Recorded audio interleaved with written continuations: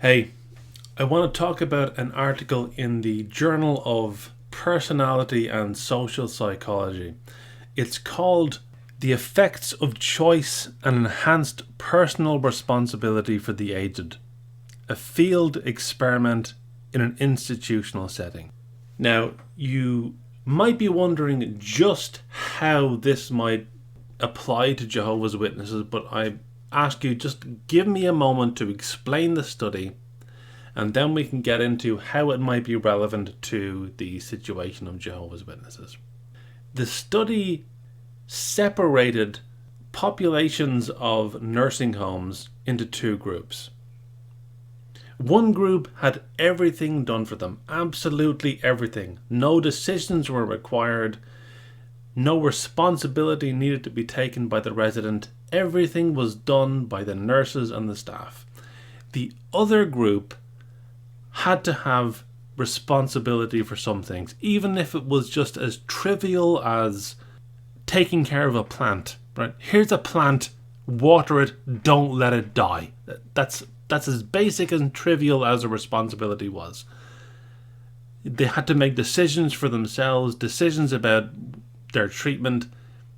They were given some degree of autonomy over their life. So what were the results when this study concluded? Well, here's the crux of the study. It appears that inducing a greater sense of personal responsibility in people who may have virtually relinquished decision making, either by choice or necessity, produces improvement. 93% of the people who were encouraged to make decisions for themselves, given decisions to make, and given responsibility for something outside of themselves actually showed overall improvement. So this is an interesting study, no doubt, but what relevance does this have to Jehovah's Witnesses? When I read this study, I thought to myself, being in the Watchtower organization is a lot like being in a nursing home. It's incredibly structured. It's astonishingly routinized. Everything that you do, all of the procedures in your life are incredibly mechanicalized. You have very little choice over what you do, what you say, what you wear, what your goals are, who your friend should be. Everything is structured for you. The most important thing that is given to you is your core ideals.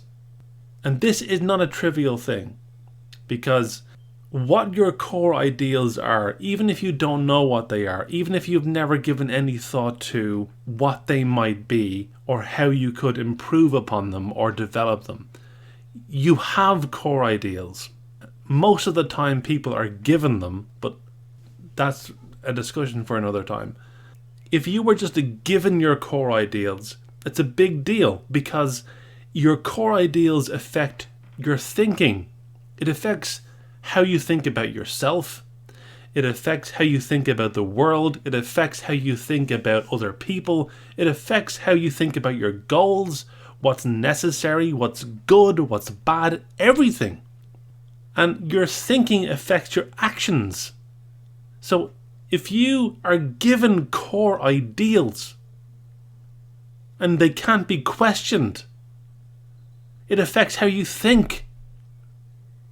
And how you think affects how you act. It affects your goals. It affects your desires. This is not trivial. If you have been given core ideals from someone else, it diminishes you as a person. It infantilizes you, because it assumes that you do not have the capacity to do that for yourself. This is probably why the American philosopher Eric Hoffer said that the rapport between juvenile and mass movement is so striking, the two are tailor-made for each other, that anyone, whatever his age, who joins a mass movement begins to display juvenile traits. In other words, you cannot be your authentic self if you are given your values from another person. If you have to accept someone else's values, then you've lost who you are. Now, to some extent, we all do this, whether we're in a relationship, whether we're working in a corporate job.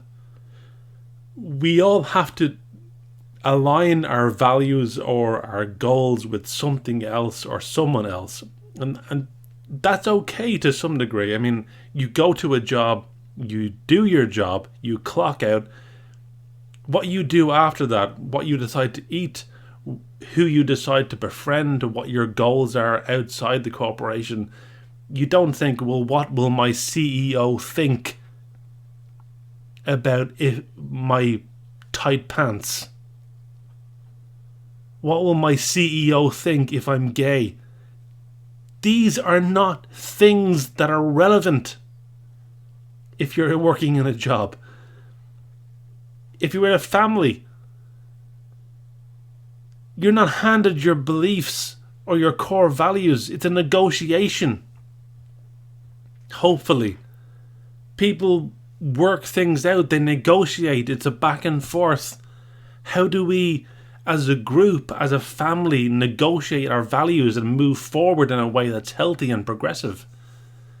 But when you're in a high control group or a cult, it's very different. You have this complete, whole, embodied worldview. This is who you are, or this is who you should be, and if you don't, then you're punished. This is the really pernicious quality of being handed a worldview. If you do not adhere to this worldview, you're punished.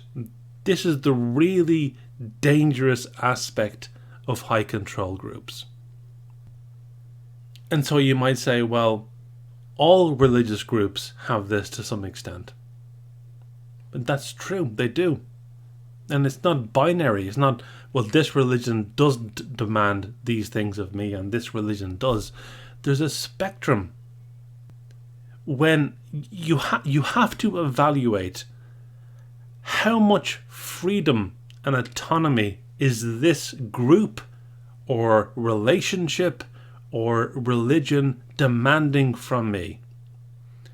And if any of those demand that you cannot have disagreement, then you're in a dangerous place. Just as in a nursing home, if you were told that you do not have the capacity to make decisions, you do not have the capacity to be responsible for anything, not even a plant.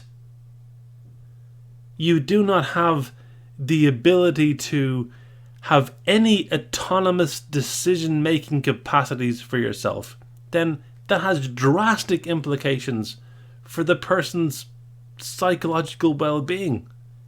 And this study indicates even for their physiological well-being.